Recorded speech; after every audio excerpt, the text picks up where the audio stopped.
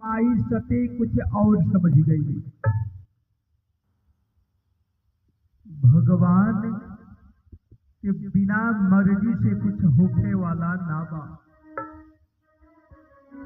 सती जी के आज ले एकर अहंकार रहे कि हम राजा दक्ष के बेटी हई, हमारा जवन मन करी उहे कले।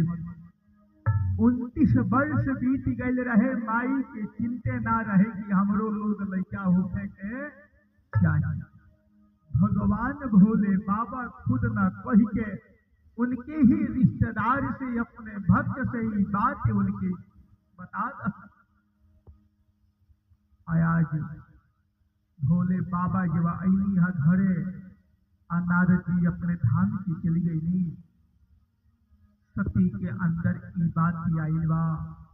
सती जी काली की सरकार हमनी के आयल वंश बरखा ना भई। का चाहतनी कि हमनी के कोनो औलाद ना रही। भगवान शिव जी काली की देवी आज ले तो इच्छा ही ना कैलू, कबो ए पर चर्चा ही ना कैलू कि तारा पुत्र चाहिए, कि जौन पे नामक नरक से निकाल दे।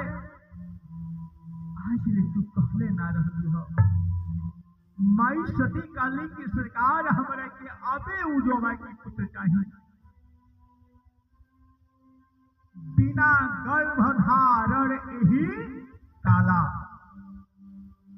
हमरा की कोख वाला पुत्र ना चाहिए। गर्भ में पलित वाला पुत्र हमरा के ना चाहिए। हमरा के पुत्र कौन चाहिए?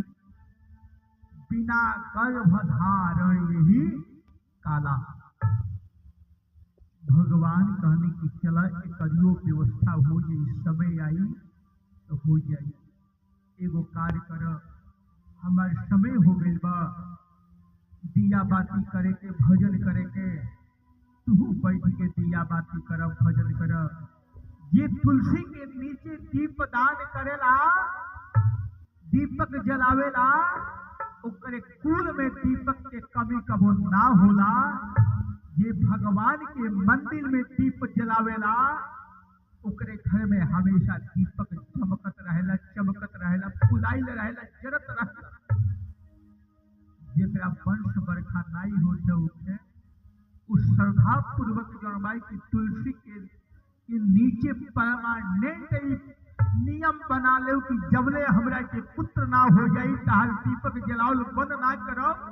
शुद्ध गाय के घी से जो माई की दीपक जलावी, जरूर ठाकुर जी की कृपा हुई और उनके घरे वंश बरखा हुई।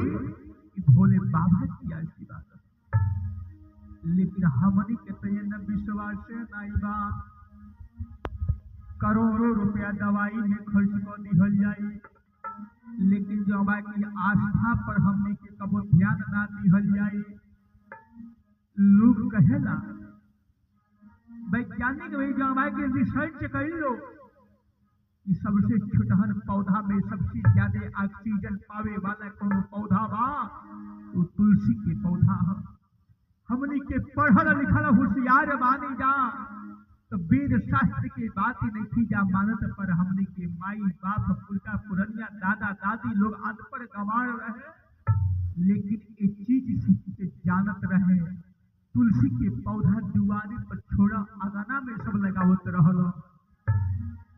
आजकल हमने के किनारे पर दिहल जाता, हटावा घास काट, तुलसी तुलसी सब कहे तुलसी बन की घास। लेकिन जहिया से घर से तुलसी के वृक्ष हट गई, गांव से नीम के वृक्ष हट गई, घर घर गांव गांव में घर घर दुआरे दुआरे नीम के पेड़ रहल, लेकिन घर में कोनो रोग नहीं होत रहल।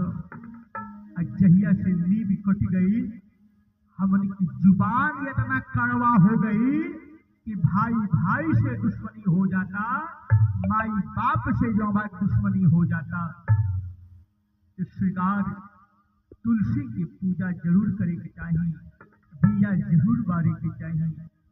पीपल वृक्ष सबसे ज्यादा ऑक्सीजन देवे वाला नीचे जो भाई की पीपल हमने के हिंदू सनातन धर्म के माने वाला जल के भी देवता मानल जाला। ये जमीन पे जहां हमने के टट्टी पैखाना गई था एहू के देवी मानल गई बा। जल के, सूर्य के, चंद्रमा के, आकाश के, वायु के, सभी के देवता मानल गई बा।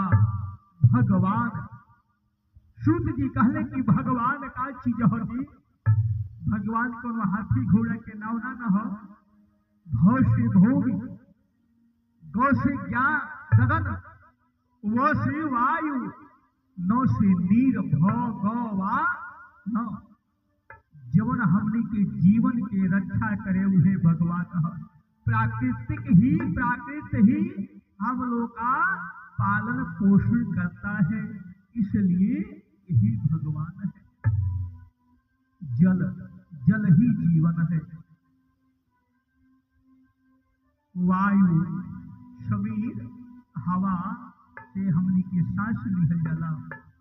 आकाश ना रहे तो समय समय पर बारिश ना हुई, पृथ्वी ना रहे तो अन्न ना हुई।